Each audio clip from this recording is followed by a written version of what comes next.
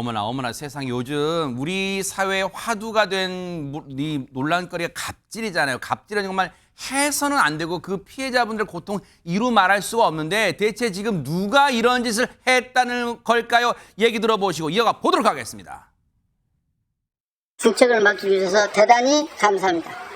한편으로는 기쁜 마음과 함께 또 다른 한편으로는 무거운 책임감을 느낍니다. 의원님들 한 분 한 분이 주인이 되는 강서구 의회를 함께 만들어 가겠습니다. 지금 이 영상을 먼저 보여드린 이유가 뭐예요? 이담 아나운서. 바로 이 강서구 구의원의 일이었다는 겁니다. 2022년에요. 서울 강서구 구의원으로 이제 당선이 된 이후에 네. 구의회 공무원들을 상대로 갑질을 일삼았다는 거예요.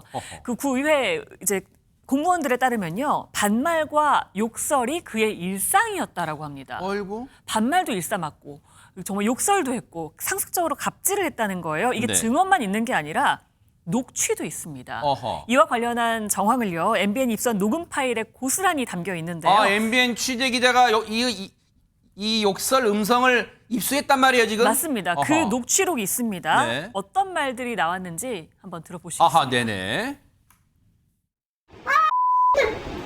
야, 법이 없는 말을 왜 해가지고 성질을 덮어?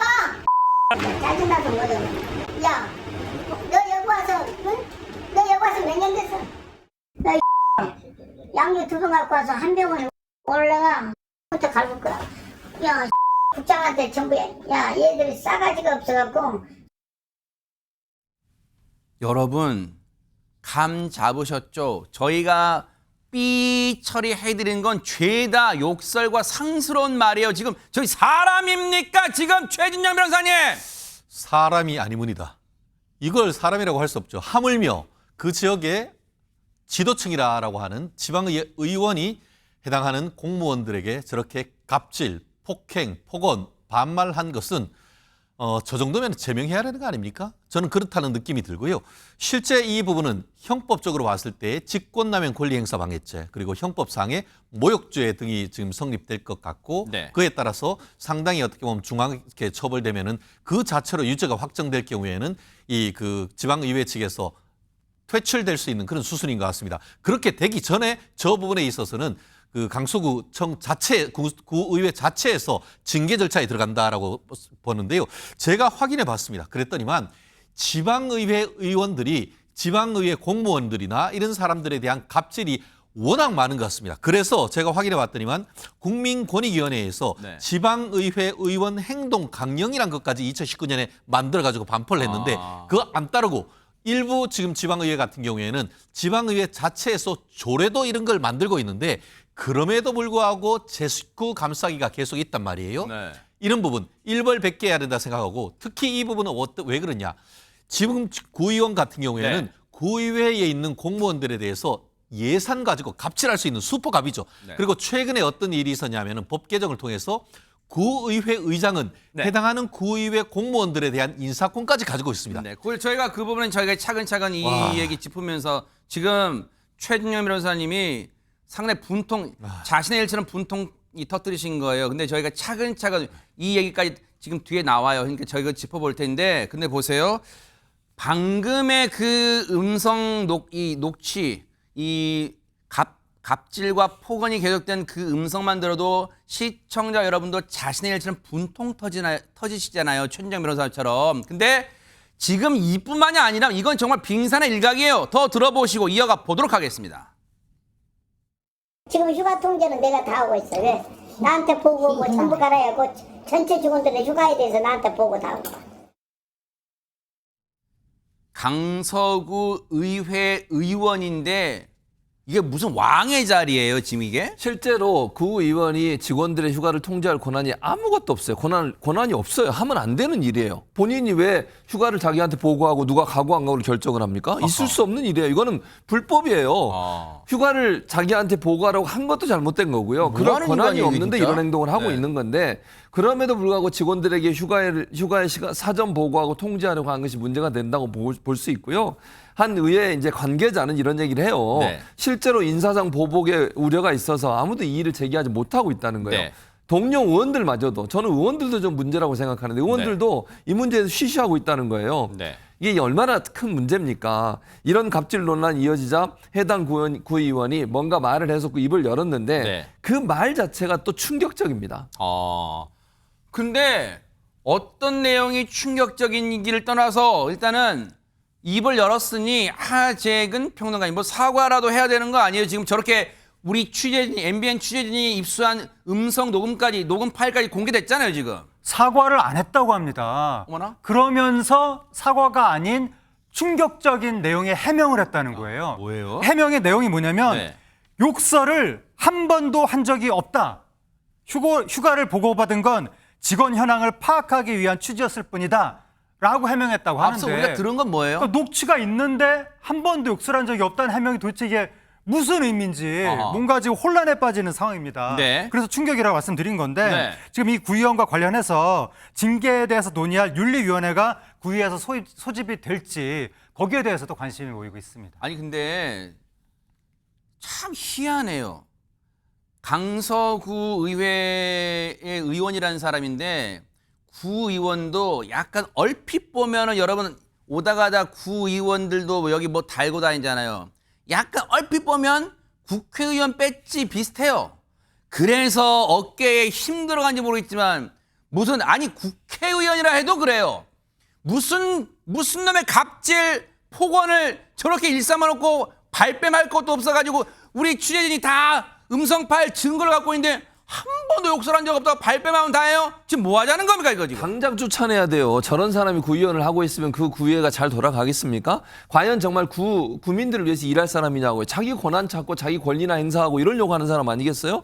아니 자기가 권한도 없는 일을 직원들한테 시키고 또 욕설을 하면서 그렇게 막 협박을 하고 이런 얘기를 하는 사람이 구의원으로 있는 것 자체가 잘못된 거예요. 저는 이 강서구의회도 그래요. 이한 윤리위원회 당장 징계위원회나 윤리위원회 열어서 징계를 논의해야 될 텐데 이거 아직 MBN이 보도한 지가 얼마 지금 몇 시간 지났는데 그러니까요. 뭐 후속 조치가 들려오지가 않아요 지금 그러니까 구의회. 현재 윤리위원회 열지 안 열지도 결정이 안 됐대요. 그걸 뭘 결정해? 그걸 뭘 고민해? 그러니까 강서구 의회 의원들도 문제라니까요.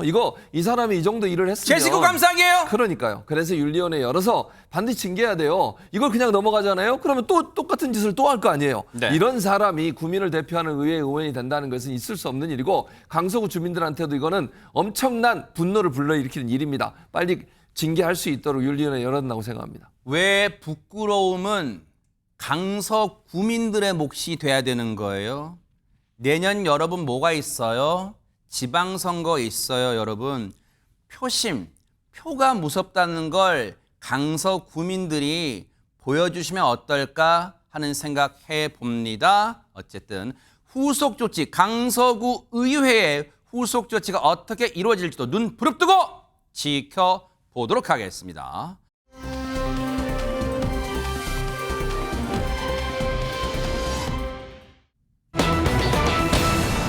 자, 분위 바꿔볼게요. 어머나 세상에 영원한 공주님 언제 들어도 아마 지금도 우리 곁에 있는 것 같은 바로 김자옥 씨 얘기인데 마지막 부탁이다. 이건 무슨 말일까요? 이담 아나운서. 네, 저희가 영원한 공주님이라고 했잖아요. 뭐 고 김자옥 씨 같은 경우에는 공주는 외로워. 공주는 외로워. 그쵸. 그 노래 너무 좋아 진짜. 네, 그 노래로 이제 공주 신드롬을 낳기도 했고요. 맞아요. 또 70년대에는 하이틴 스타로도 또 굉장히 아. 활동을 열심히 하셨잖아요. 이 아름다운 김자옥 씨가 향년 63세 나이로 별세를 했죠. 아유, 너무 안타까워요, 진짜. 네, 갑작스러운 이별이었기 때문에 굉장히 많은 분들이 놀랐고 또 굉장히 슬퍼했습니다. 그랬죠. 김자옥 씨가 2008년에 원래 이제 대장암 투병을 했었고요. 아. 수술하고 회복이 됐다고 했었는데 나중에 이게 전이가 된 거예요.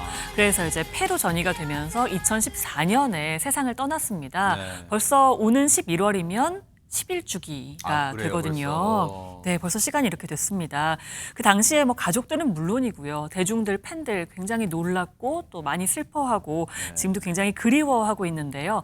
김자옥 씨가 세상을 떠나기 전에 네. 누군가에게 마지막 부탁을 했다는 겁니다. 어떤 부탁을 했을까 네. 굉장히 궁금해지는데요. 그 부탁을 한 분은 이 돈독한 우정을 이제 뽐냈던 코미디언 이성미 씨라고 합니다. 어머나? 아니 근데 여러분 그런 생각이 들잖아요.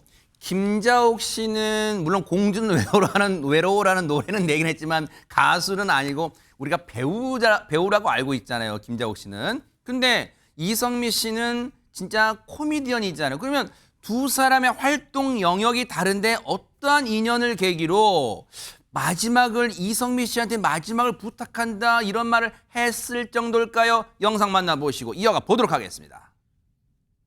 자옥 언니랑은 이제 방송하면서 친하게 됐는데 그 언니 진짜 웃겨. 재밌지. 그 언니는 정말 웃겨.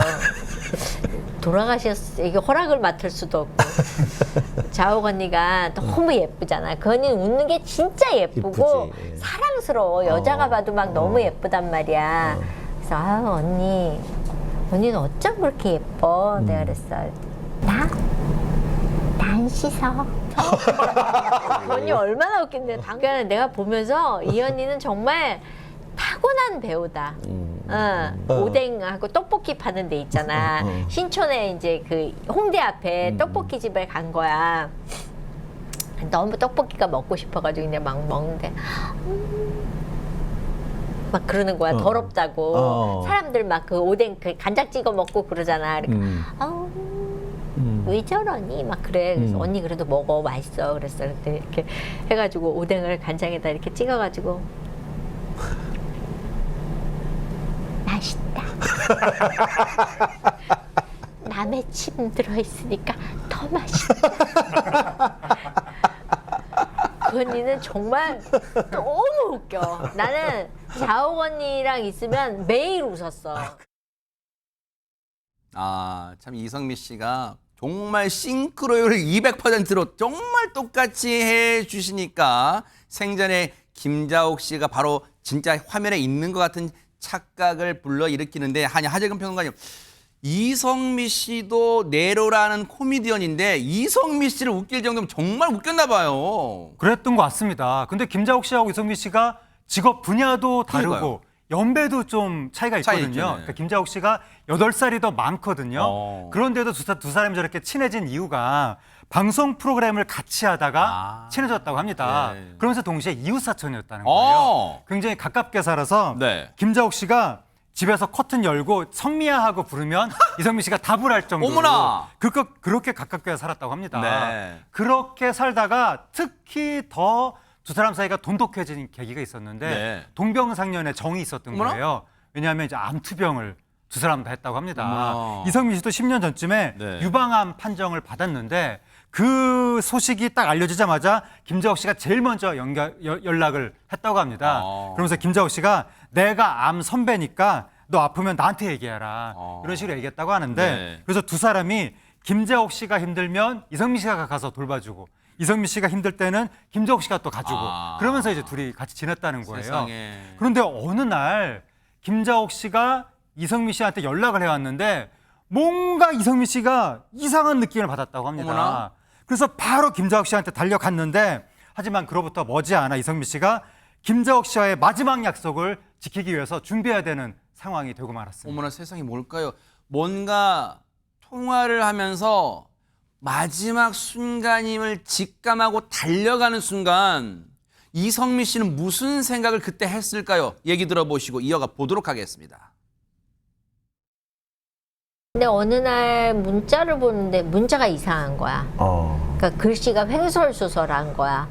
그래서 이 언니가 이상하다. 이게 뭐지? 그래서 이제 갔더니 병원으로 이제 가야 되는.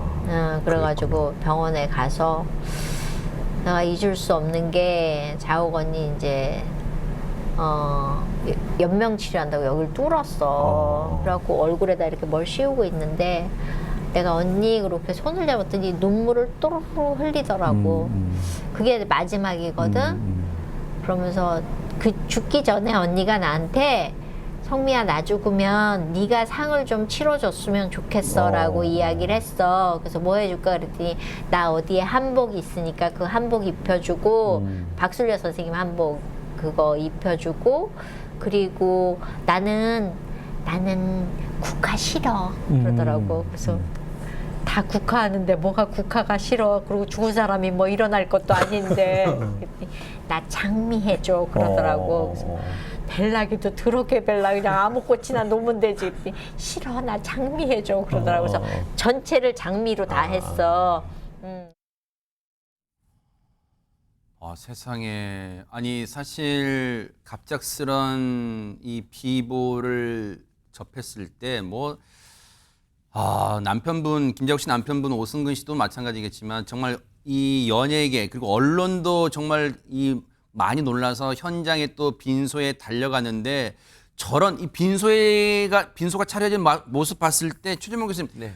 이런 뒷얘기, 이런 비화가 숨겨져 있을 줄 몰랐네요, 진짜. 그러니까 지금 얘기를 듣고 보니까 이해가 되는 거잖아요. 그러니까 장욱 씨가 이성미 씨에게 마지막 부탁한 게 첫 번째 부탁이 바로 상을 네가 좀 치러달라고 얘기를 했고 네. 국화가 아니라 장미로 좀 영정사진 옆을 좀 해달라 이렇게 요청을 해서 네. 실제로요. 장미가 돼 있네요, 진짜. 예, 그렇습니다. 김자옥 씨 빈소에 영정사진 주위로 분홍빛 장미가 둘러싸여 있습니다. 영정 사진 쪽 사진 보시면 쪽에, 네, 그렇죠. 그렇게 돼 네네. 있고요. 그리고 또 하나 특징이 뭐냐면 이성미 씨가 이제 지금 오열하는 장면에 헌화를 하잖아요. 네. 이제 가면 이제 이렇게 꽃이 예전에는 국화 같은 거 헌화를 하는데 여기는 장미꽃을 형형색색으로 준비해 놨대요. 세상에. 그래서 동료들이나 또는 이제 오신 분들 있잖아요. 네. 배우들이나 이런 분들이 그 장미를 가지고 김자옥 씨 앞에 헌화를 하는 그런 모습으로 진행이 됐고 부탁이 하나가 더 있었대요. 아, 그래요? 두 번째 부탁이 있었는데 그 두 번째 부탁은 뭐냐면 김자옥 씨가 내가 죽으면 내 방 좀 치워줘. 그렇게 부탁을 했답니다. 그래서 이성미 씨가 언니 방을 치우고 유품 중에서 본인이 몇 개를 갖고 오고 나머지를 후배들에게 나눠줬다. 이렇게 얘기하고 있습니다.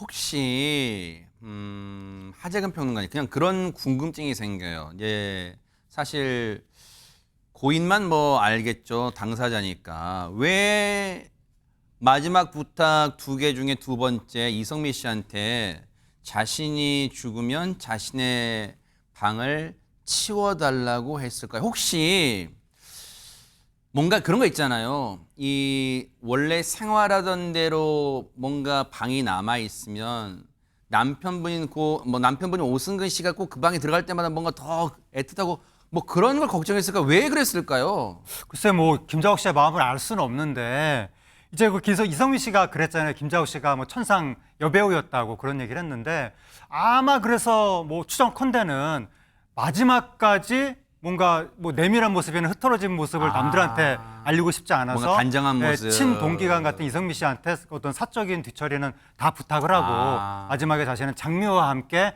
아름답게 가려고 했던 것은 아닌가 네. 이런 생각을 좀 해봅니다. 그러네요. 그럴 수 있겠어요.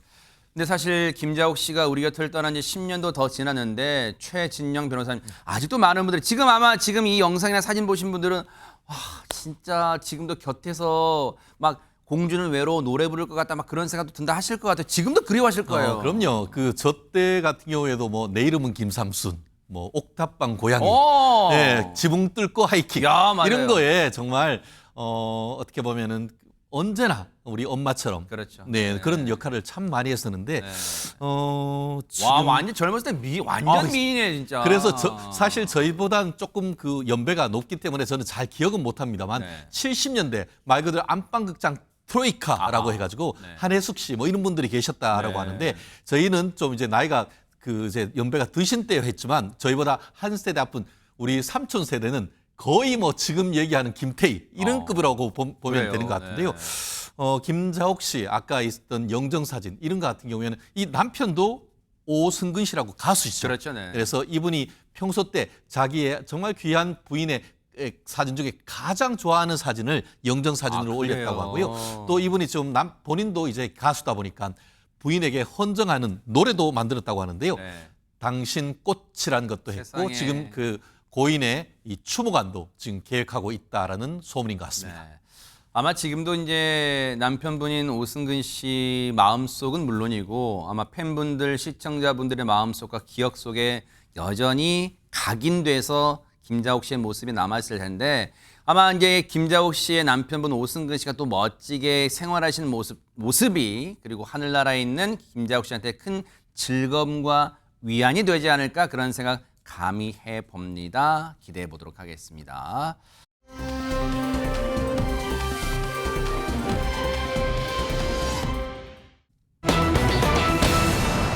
어머나? 아니 보통 뭐 원조 그런 말은 들어봤지만 댄스 그룹의 조상이라는 표현은 진짜 신박한데요. 대체 누구를 얘기하는 건지 영상으로 만나보시고 이어가 보도록 하겠습니다. 나는 우연히 널 보고 말았어. 나의 상상 속에 그리던 너, 나의 눈이 너와 마주치던 그 순간 난 굳어버렸지. 할 말도 잃어버린 채 햇빛 눈이 부신 날의 이별의 밤이 비 오는 날보다 더 심해. 작은 표정까지 숨길 수가 없잖아. 흔한 이별 노래들로 표현이 안 돼. 너를 잃어버린 내 느낌은. 그런데 들으면 왜 눈물이 날까.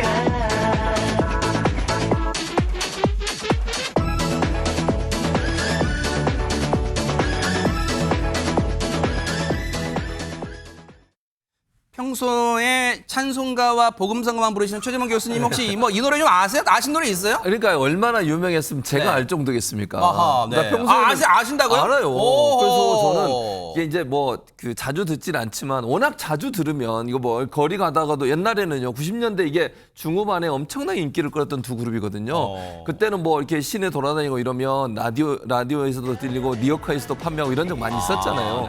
그때 들었던 기억이 있어서 방송에도 많이 나오고 그러니까 그냥 뭐 의지적으로 들으려고 했던 게 아니라 자연히 들려지는 약간 핑계가 좀 들어가 있는 것 같아요. 그렇습니까? 변명. 네. 그러나 네네. 찬송가 복음성가를 더 좋아하는 그렇습니다. 그야말로 90년대 중후반의 최정상급 댄스 그룹이죠. 이 두 네. 그룹은 정말 뭐 거의 그 당시에 있었던 분들은 모르는 분이 대박 없을 사건이에요. 정도예요. 네. 그 정도로 유명하면 그래서 조상이라는 표현을 쓴 건데 아. 사실 바로 이 노이즈와 REF라는 그룹입니다. 네. 근데 이 두 그룹이 이 멤버들이 있잖아요. 멤버들이 3명이서 똘똘 뭉쳤습니다. 그래서 새로운 그룹을 형성을 했는데 그래요, 네.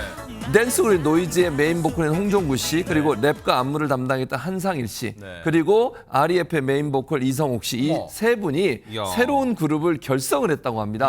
이야. 이름을 NR로 바꿨는데 네. 왜냐면 N은 노이즈, R은 REF의 R. 대박 사건. 그래서 NR로 붙인 것 같아요. 제가 그냥 해석한 겁니다. 진짜 똑똑하시다. 대박 그러니까요. 사건. 네. 그래서 이 사람들이 90년 댄스 음악을 선도했던 그룹인 만큼 네. 당시의 감성을 그대로 담아내는 활동을 할 것으로 예상이 되고 있고요. 네. 두 그룹의 만남은 그 시절을 기억하는 많은 분들, 저를 포함해서 네. 많은 분들에게 기대감을 불러일으키고 있습니다. 아 근데 최진영 변호사님 사실 제 기억으로는 당시에 REF 노이즈는 진짜 경쟁 마지막 그 가요 프로그램 마지막 1위 누굴까요? 막 할 때 마지막까지 경쟁하던 그 경쟁 관계인데 와 두 팀이 혼성 이 팀을 만든다? 이거 상상이 안 되네요. 야, 정말 제가 90학번 아닙니까? 어허. 그래서 이때는 완전 그건 정말 TMI인데요. 네. 네네. 이게 그래서 지금 이른바 X세대 노래방 18번 곡 아닙니까? 아하, 그때는 뭐 두두두두두 해서 뭐 그렇죠. 10대 가요제 뭐 하면 항상 둘이가 올라와가지고 네. 끝에서 경쟁했던 곡. 네. 아까 얘기했던 상상 속의 너, 뭐 그리고 그 외에도 뭐 아무튼 너에게 원한 것 이런 것들도 있었던 것 너에게 같고요. 원한 건 그렇죠. 아마 네네. 두 팀이 거의 뭐 댄스곡으로는 뭐 최정상을 있었다. 아마 2000년대 초반에는 가면 이제 걸그룹이 나오면서 SES와 그렇지. 핑클 뭐 맞아요. 이런 것도 아, 있고 그러네요. 지금 이제 2020년대는 뭐 블랙핑크, 뉴진스 뭐 이런 아, 정도의 그렇죠. 어떤 라이벌 구도. 공부 많이 이런 하셨네요. 부분들- 네네. 아이, 그 정도는 알아야죠.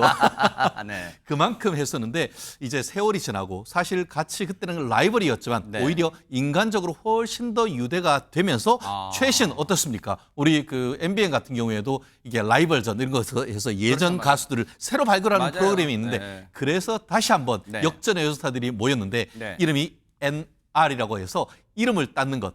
아, 상당히 이름이 상당히 강력하게 기억에 남는 것 아, 같습니다. 근데 최진영 변호사님 설명해 주신 김에 시청자분들이 어떻게 이렇게 이 세월이 많이 지났는데 두 팀이 뭉치게 됐을까? 배경은 뭘까 궁금하잖아요. 그래요. 특히 지금 여기 보니까 이게 그 이성욱 씨, 그러니까 REF 출신이 네. 행사를 가는데 네. 이 홍정구 씨, 싱어송라이터 아주 능력 있는 그 어떻게 보면 뮤지션인데 네, 아까 안경 노이즈 쓰신 출신이죠. 네네, 그렇죠. 여기에 차 안에서 링거를 맡고 있었대요. 어머나?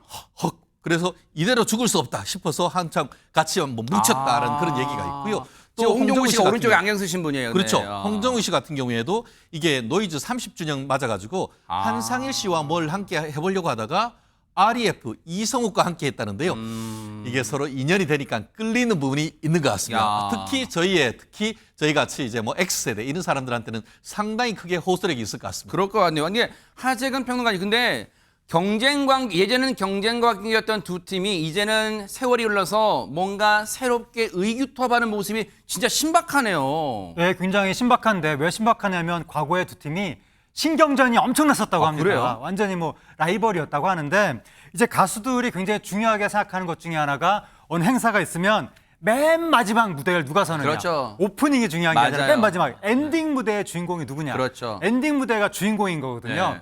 그래서 보통 노이즈가 한참 잘 나갈 때는 엔딩 무대는 의뢰의 노이즈가 했었는데 네. 어느 날 갑자기 REF가 확 떠가지고 아, 그래요? 공연 30분 전에 갑자기 엔딩 무대의 주인공이 REF로 바뀐 적이 있다고 합니다. 어머나. 그래서 노이즈가 우리 엔딩 안 시켜주면 우리 행사비 반납하고 그냥 철수하겠다라고 오. 해서 엔딩을 노이즈가 다시 찾아왔던 이야. 그런 적까지 있었다는 거예요. 네. 그렇게 신경전을 벌였었는데 이제 다시 한 팀이 된다고 하니까 어허. 팀 이름이 NR이니까 이름의 뒷글자는 REF 엔딩 이름의 뒷글자는 REF 차지가 됐는데 네. 어쨌든 그 노이즈가 그렇게 막 집착했던 네. 엔딩에 대한 집착을 내려놓은 계기가 있었다고 합니다. 아. 오늘 행사를 딱 갔는데 자기들이 엔딩이 아니었다는 거예요. 네. 자기들 뒤에 엔딩 무대가 따로 있었는데 조용필 씨더라. 야. 조용필 씨 앞에서 우리가 무슨 엔딩 무대를 찾느냐. 네. 그때부터 모든 집착을 벌였다고 합니다. 조용필 씨가 다 정리한 거예요. 완전 그렇습니다. 정리해버린 거예요. 그죠? 그렇습니다. 판을. 그런데 이렇게 잘 나가던, 정말 잘 나가던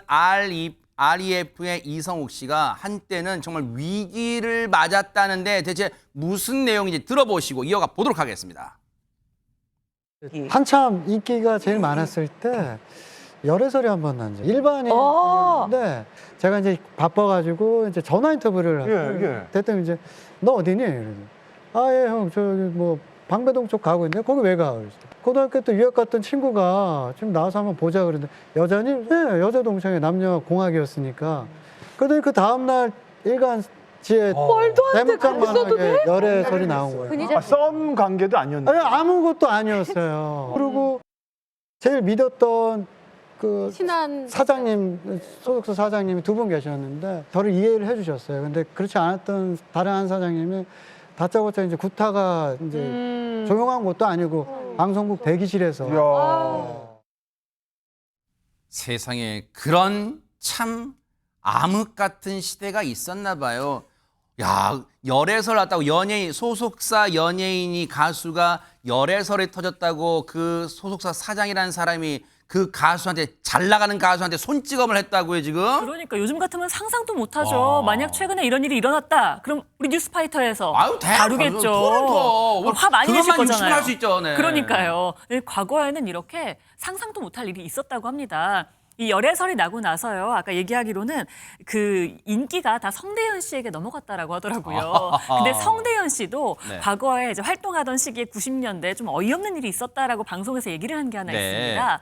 성대현 씨가 이별 공식 때 활동할 때 무대를 보면요. 머리가 노랗게 돼서 이렇게 뽀글뽀글한 머리거든요. 그렇죠. 네. 약간 이게 버섯 같기도 하고. 대한민국 네. 최초로 노란 머리를 한 거래요, 오. 가수가. 그렇게 해서 활동을 했었는데 그 후 1년이 지났을 무렵에 방송국에서 두발 규제를 시행했다는 거예요. 그러니까 뭐 길이, 색깔 뭐 이런 거에 대해서 규제를 했고 옷도 의상 규제도 좀 있어서 배꼽 보이면 안 됐었다고 하더라고요. 그런데 이게 당시 학교에서도 하지 않는 두발 규제를 아이돌 가수에게 한다는 것 자체가 코미디였다라면서 아주 소신 발언을 했습니다. 야. 근데 이제 REF와 노이즈의 멤버 중 세 분이 의기투합해서 NR이라는 새로운 그룹을 만들기로 했다는 건 반가운 소식인데 그럼 이 세 분은 손정혜 변호사님 이거 새롭게 결성하기 이전엔 뭘 하고 지냈을까요? 네, 음악 활동보다는 사업을 했다라고 알려지고 있습니다. 각자의 사정이 좀 다르긴 한데요. 일단 홍정구 씨는 대학에서 강의 한 10년 정도 했다라고 와. 하고요. 또 개인 사업도 했었다고 이야기를 하고 있고 네. 이 한상일 씨도 요식업도 하고 옷 브랜드도 와. 하고 화장품 사업도 한다고 하는데 한때는 의류 사업으로 좀 대박이 나기도 했었지만 네. 결국 사업 실패와 이 사기로 이제 피해를 받아서 한 10억 이상 피해를 받았다고 아이고. 하고요. 지금은 경제적으로 넉넉한 상황은 아니라고 알려지고 있고요. 이성욱 씨도 요식업도 하고 PC방도 하고 클럽도 해보고 이것저것 다 해봤는데 이제는 돈이 다 떨어져서 못한다. 아이고. 결국은 또 제 인생 2막으로 다시 또 성공하는 모습, 팬들한테 사랑받는 모습 보고 싶습니다. 그러니까요. 아마 그렇게 될 것 같아요. 아마 저분들 추억 소환하시면 진짜 많은 분들이 열광할 수 있을 것 같다는 생각 드니까요. 앞으로의 활동, NR의 활동 기대해 보도록 하겠습니다. 멋졌습니다.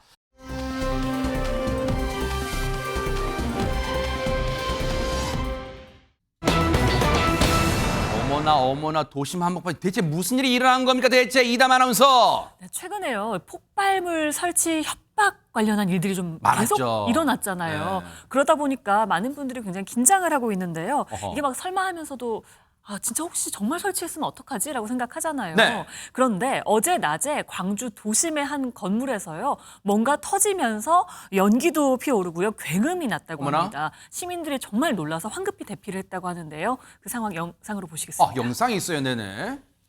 네, 점심을 앞둔 시간입니다. 광주 도심의 14층짜리 건물의 어머? 지하 주차장인데요. 사람들이 놀라서 뛰어나오죠. 왼편에서 하얀 연기가 피어오르기 어머머? 무섭게 순식간에 주차장에 뿌연 연기가 가득 어머 선생님 찹니다.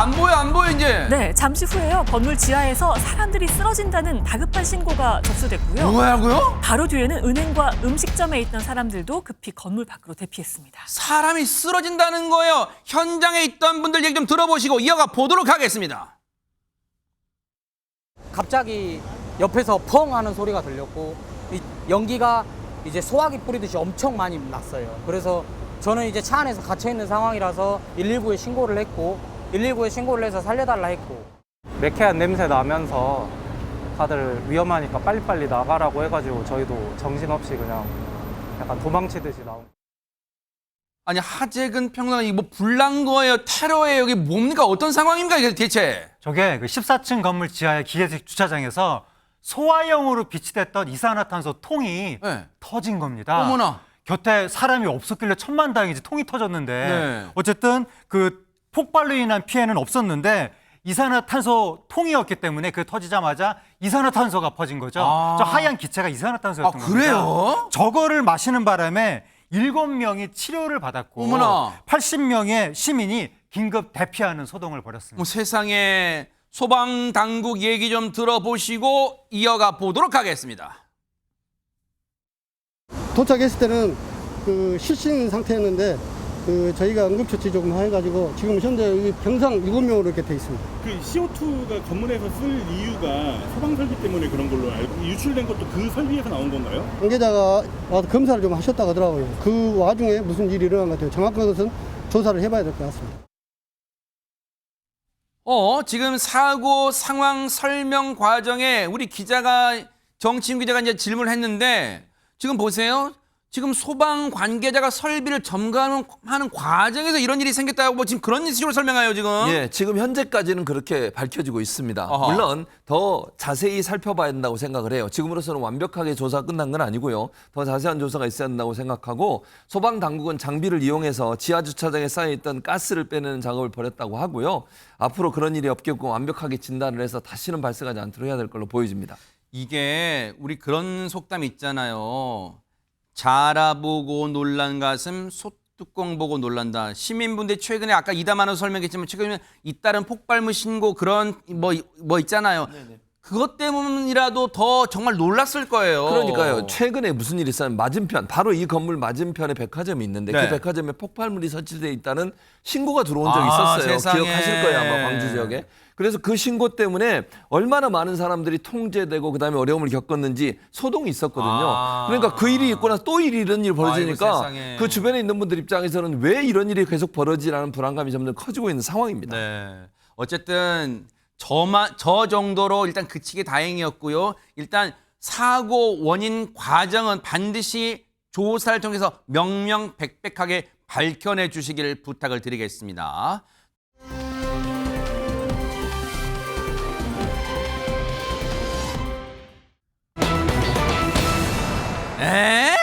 아니 뭐뭐라서 행복해요. 뭐뭐하고 행복해요. 그 시리즈는 많이 들어봤지만 휴가에 일하고 에이 말도 안 돼요. 이담 아나운서. 그러니까 휴가에 일하고도 행복해요? 대체 무슨 일을 하길래 행복할까 싶죠. 이건 아니지. 제 얘기는 아닌 것 같습니다. 근데 네네. 그런 사람이 진짜 있었습니다. 그래요? 대전 중구에서 벌어졌던 일인데요. 어허. 휴가 중에 뭘 한 건지 지난 13일 대전 중구에 있는 한 아파트 단지 근처로 가보겠습니다. 어허. 영상 보시죠. 아, 네네. 택시에서 내린 한 남성이요. 길을 건너서 아파트 단지로 향하고 있습니다. 그런데 이때 검은색 SUV 한 대가 이 남성의 뒤를 따라갑니다. 어머. 이제요, 차는 더 이상 갈 수 없는 아파트 단지 안에 들어오자 네. 이 SUV 안에 있던 운전자는요, 차에서 내립니다. 차에서 내려서까지 아까 그 남성을 따라갑니다. 아, 영화 친구 이런 데 보면 유호성 씨 갑자기 차에 내리더니 다가서 친구야! 막 그러잖아. 혹시 반가운 친구 따라가는 거 아니에요, 지금? 아닙니다. 지금 복장을 보시면 좀 이렇게 간단하게 입었잖아요, 옷을. 아하. 휴가 중이에요, 저분이. 오. 휴가 중인 경찰관이었어요. 어허. SUV를 타고 지금 한 사람 쫓아가는 저분은 바로 휴가 중인 경찰관이었는데 네. 사실 이 남성이 택시에서 내린 순간부터 계속 지켜보고 있다가 어딘가 수상하다는 낌새를 채고 그리고 나서 아파트 단지까지 따라 들어온 것입니다. 그러니까요. 휴가 중인 경찰분이 친구를 발견했다고 아무리 봐도 영상 그거 같은데 대체 어떤 점이 수상했다는 건지 얘기 들어보시고 이어가 보도록 하겠습니다.